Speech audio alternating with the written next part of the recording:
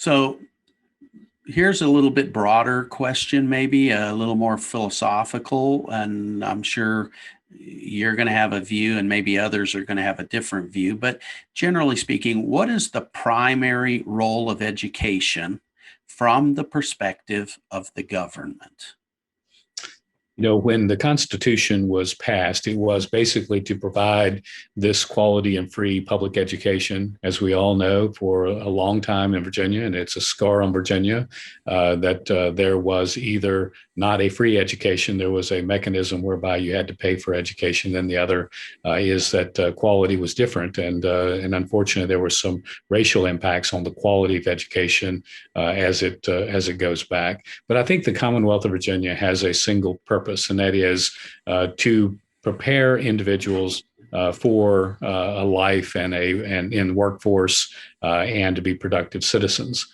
We all know that really goes back to what is the religious schools, which produced most of the schools in the past century, and then also those religious schools, including William and Mary and others that were very much based on the ability to make sure that we understood the role of God in our lives and the impacts that had.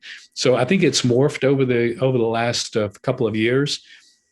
The most recent morphing is, and you can come out of the 1970s and into the 1980s, we had moved away from accountability in education and moved away from the fact that you needed to have math, history, science, and English.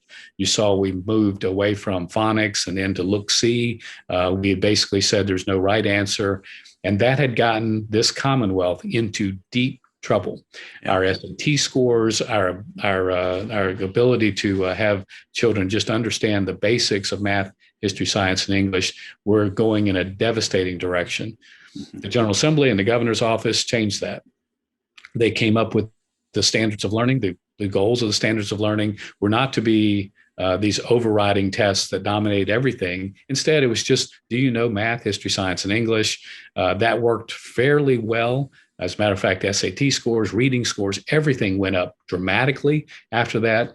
Unfortunately, with President Bush's No Child Left Behind, it added test on top of test on top of test, and that just burdened down the system.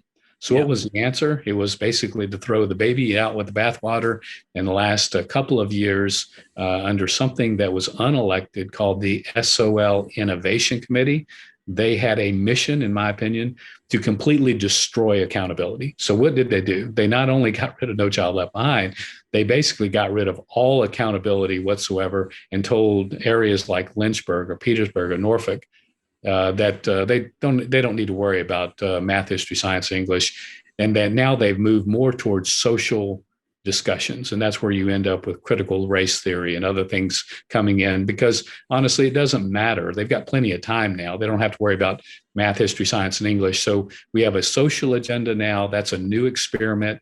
It will fail. It's probably the only thing that the Washington Post and I agree on, and they are dogmatic about this, is that if you get rid of all accountability, you're going to have bad schools and children are going to suffer. And so the Washington Post and I have agreed on that many, many times, although we don't agree on a lot.